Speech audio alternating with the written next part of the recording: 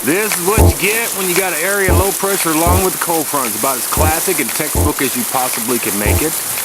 And I've been doing weather for quite a long time, and I've always tried to find some simpler way to show you a weather event where you can understand it and you can get on with the rest of your life. Well, today is one of those days. I'm Michael Rogers, and I run MichaelRogersWeather.com, also drive a truck.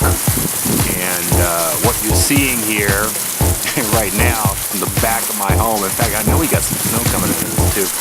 The result of a weather system that's moving west to east, coming over California and scooting into our area, and then it'll do its number over the Rockies, and then we're really going to rock and roll about Wednesday or Thursday in the middle, later portion of the week with some severe weather in the middle section of the country. But this is an area of low pressure along with cold front. To make a long story short and in plain English, this system is associated with rising air. When the air rises, warm, moist air, when it rises up into the atmosphere, it gets clouds and you get stuff coming out of it. And you also get the rain, and you also get snow, and you get gusty winds, and just about anything else that'll come out of it. This particular situation here, I wanted to take a little bit of time to show you how these things work, because if you understand it, you better know how to make a decision on what's going on.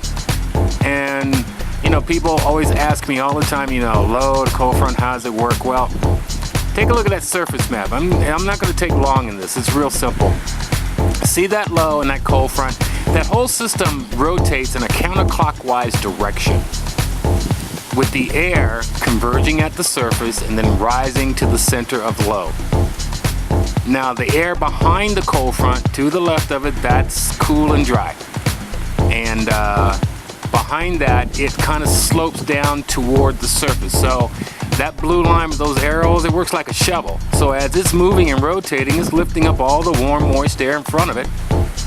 And at one particular point in time, you start to get stuff coming out of it. All right, look at the time lapse here.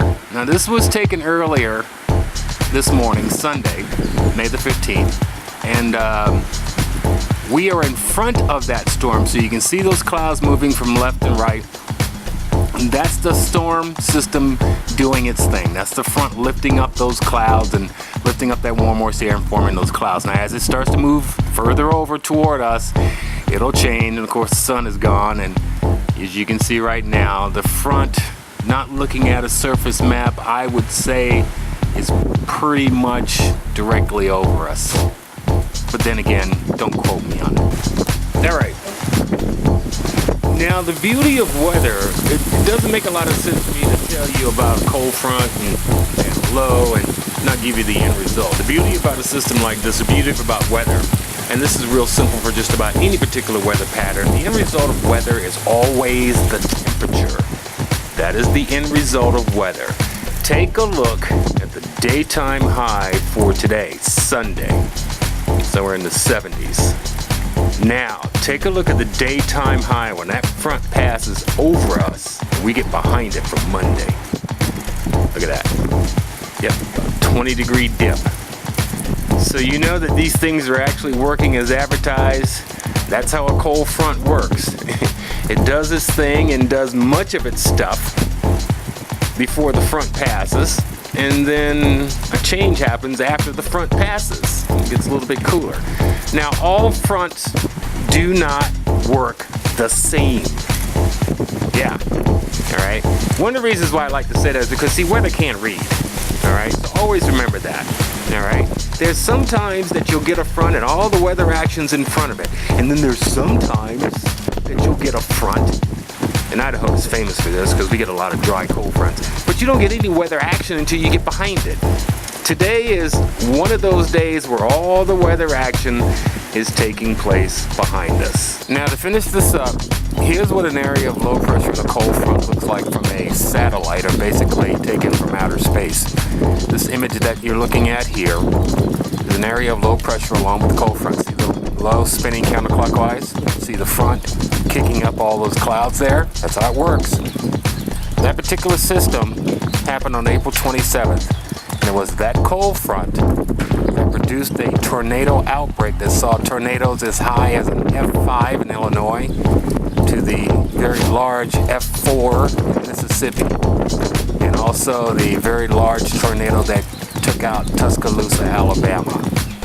That's how this system works, and that's how powerful, and that is how dangerous the system gets once it crosses the Rockies. Alright, good example of the day. We started off real sunny, but the front was right over the Sierra Nevadas, and you can see those pictures there. That's Donner's Summit. I used to drive over that quite a bit, still do, going to California and back. You see all that snow up there. They had chain control up there early this morning. In other words, truck driver had to put chains on. That's at King Vale and also at Soda Springs. And an elevation at those two places there is roughly about close to 7,000 feet. Top of Donner is 7,000 feet. So when you get down to Soda Springs, King Vale, you're right about 6,000 feet. And there's a lot of snow up there. All right, so to sum this up, when you see that red L and that blue line, it's not going to be fun. Now, this is over the mountains. This is okay. Not even really okay. I mean, you have some really significant weather events over the mountains. But one of the things that these systems do is that they have a tendency to kind of break up and get disorganized because they're depositing much of their weather stuff over the higher elevation. Now, when this puppy crosses the Rockies and starts getting into the middle section of the country, that includes the northern and southern plains, the Mississippi Valley, the Ohio Valley, the upper Midwest, you're going to see some rock and roll action, because now it's pulling in that moisture off the Gulf of Mexico, and that's where that severe weather comes from. So this is no fun by any means for this time of year as it crosses Tornado Alley. And with that being said, you know, if you have any questions about this, you can just go to the website, michaelrogersweather.com, go like, the heck you talking about? And I'll answer it for you. But one thing I will say, and I'll finish this up, you know, I've done weather on TV and on radio, and, you know, I have more fun doing it this way, sitting in the back of my house in Buhl, Idaho, breaking it down to you in plain English, than I ever had sitting in front of a camera with a shirt and tie. And you're sitting up here wondering, like, what the heck is he talking about? So, thanks for watching this. Hope whatever you get out of it will help you out, and I'll see you down the road.